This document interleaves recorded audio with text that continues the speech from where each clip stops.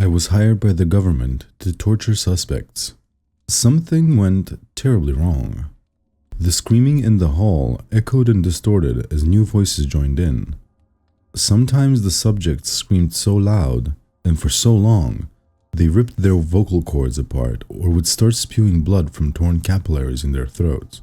I smiled to myself. Personally, I had nothing against any of these men and women here. We had murderers, torturers, rapists, terrorists, and gang members galore to experiment on. But who was I to judge their actions? After all, I wasn't a much better person. I was just on a different side. I tortured people for the CIA, and to protect the USA above all. Jay, a chubby blonde secretary with a moon face, said from behind me. I turned to look at her. Cheryl, I said, nodding my head and smiling pleasantly. Cheryl was the ultimate in compartmentalization. At home, she was just a regular soccer mom with kids and PTA meetings.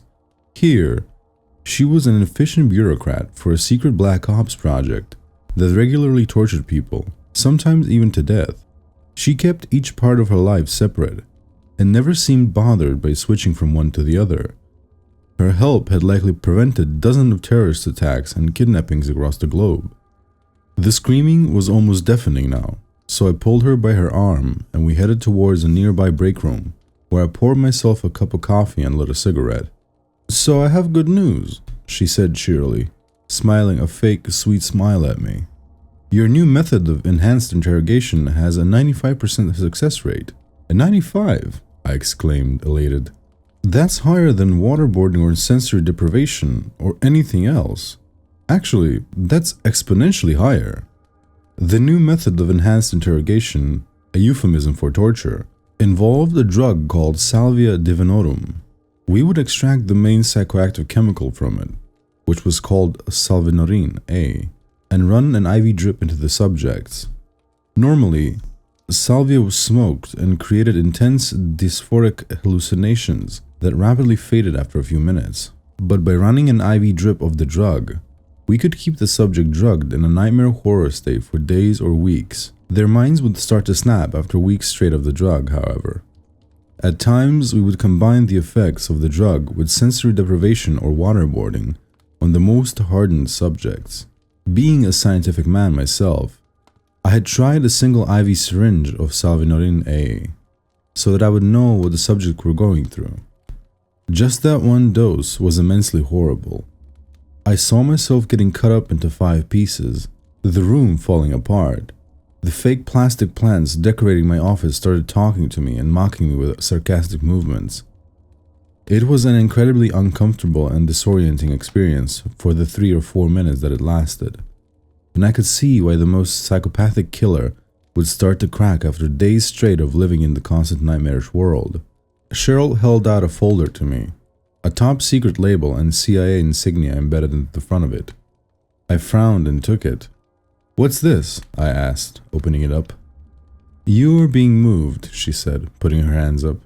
"Look, I tried to argue against it, telling them your research here wasn't finished, but they insisted they have something far more important for you stateside. They want you to leave Guantanamo Bay within 15 minutes. They have a helicopter waiting for you outside already." "This is ridiculous," I said, my heart rate rising and a warm flush taking over my face. "I am not even close to finishing my research here. I need at least another week to finalize the results." She shook her head at me. "Orders from the top brass. Sorry, Jay," she said, turning to leave. Fuming, I went to my office and packed up the most important files in a briefcase, then walked out to the helipad. It was already running, blowing the salty Caribbean air around me in a deafening cacophony. The pilot took off as soon as I was in the helicopter. Looking to my left, I saw Cheryl. She smiled vainly at me, then looked down at her phone. I sat back in the seat, feeling the vibrations of the craft resonate through my body as we were headed towards Florida. What could they wanted me to see that was so important and needed me to immediately leave my current assignment? I wondered. I had seen some horrible things. Men breaking their bones as they strained against the drowning horror of waterboarding. Men tearing their own eyeballs out after they had lost their sanity. Prisoners killing other prisoners by ripping throats out with their teeth. I hoped that what they had waiting for me would not leave me with any deeper PTSD than I already suffered. I already had enough nightmares to last me 1,000 years. I had woken up screaming for the past week straight, and at times I was afraid to fall asleep for what I could see in the dream world. Soon I could see the white sands of the Florida beaches approaching. The Black Ops site was surrounded by 3 layers of razor wire topped by electric fences. Guards and sniper towers formed an outer perimeter every few hundred feet. No one had ever escaped from this site, which we simply called the Lighthouse. Inside the razor wire stood a single behemoth of a building, pure white with no windows or insignia anywhere. It rose up and became narrower as it did so. Each floor formed in a perfect circle, and at the top lay a helipad where the pilot now aimed the chopper. It did resemble a lighthouse in some ways, hence the nickname. That wasn't the only reason why we called it that, however. This was also the main hub of psychic research for the entire eastern seaboard. The prisoners here were chosen for their supposed paranormal or mystical abilities, to be studied at leisure by the scientists and agents of the CIA. As I got out of the chopper, an agent with black sunglasses and a black suit was waiting for me. "Dr. Salem?" he asked me, shaking my hand. "You can just call me Jay," I said, smiling my fake smile. With a gentle guiding hand on my shoulder, he led me down to the top level. "We have been following your research with the Salvadorian agent with rapture," he said, a deadpan expression on his face. As we entered the staircase, the fluorescent lights began to flicker. We actually modified the agent somewhat, synthetically strengthened it and added some chemical functional groups that make it cross into the brain more effectively. We are about to test it on the first patient here, a shaman we kidnapped from the Amazon after witnessing his ability to levitate objects, to create light out of his hands in pure darkness, as well as other psychic phenomena. I followed him down a sterile gray hall to a gray metal door labeled 1308. He opened it and I followed him inside. A naked, bronze-skinned man was strapped down to a metal gurney, an IV tube leading from his arm to a machine. From the top of the IV pole hung a solution labeled Salvinorin etoxy alpha C. A doctor in a lab coat stood next to him, smiling as he walked in. The CIA agent nodded at him, and he turned on the machine, letting the solution begin to drip down the clear plastic tubing and into the vein of the restrained man before me. His eyes widened in surprise, and he lifted his head and looked straight at me. The fires of hell seemed to dance behind his dilated pupils. His face transformed into a vicious snarl, his frown lines deepening to cracks as he regarded me with abject hatred. "You will see how damned you are," he said with a thick Spanish accent, never taking his gaze off of me. "And you will see hell unleashed before you. You are demons in human skin, but the real demons are here to reclaim their throne." He smiled wickedly, the grin appearing to move unnaturally wide until it reached from ear to ear. "The slit wrists of the sky will open up and the horrors of hell will be with you." "Why is he still talking?" I asked the doctor. "Usually subjects become immediately incapacitated by the intensity and diaspora of the experience. I've never seen one able to talk before, even on Salvadorian A. And you can claim this chemical is much stronger than that." The doctor shook his head. "This is not a normal subject, Dr. Salem," he said to me. "This man broke the necks of 2 soldiers as we brought him in, without even touching them. In terms of psychic powers, he is one of the strongest specimens we have ever seen. We have given him large doses of other drugs, such as LSD and barbiturates, and he seems to metabolize them much faster and remain mostly unaffected, even when he is injected with heavy doses."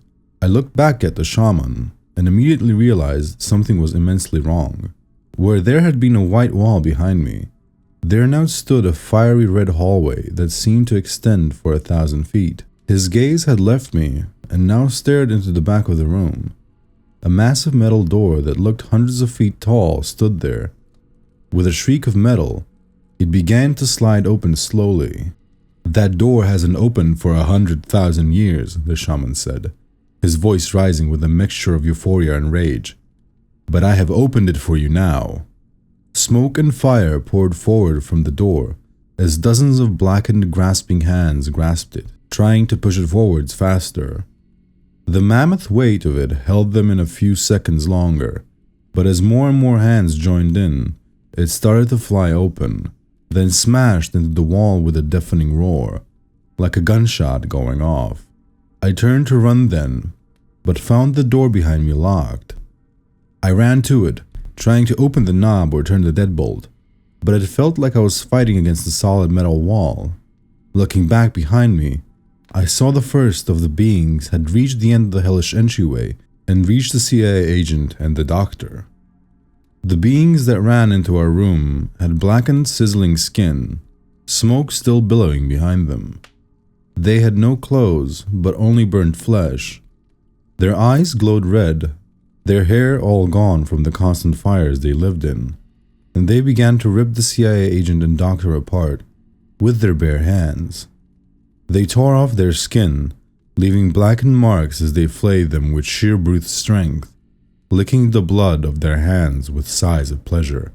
At that moment, the door to the room burst open, and a team of CIA agents in SWAT gear entered, assault rifles raised. I let them all run past me, and then tore off down the hall behind me. I heard screams that echoed after me. I ran back to the helipad and told the pilot what had happened, and we quickly left the den of horror. I don't know what happened back at the Lighthouse, but I got out alive. The pilot and I were the only ones, as far as I know, who left that place alive. Hopefully the evil was contained within its walls, but if it gets out, it may lead to the end of the world.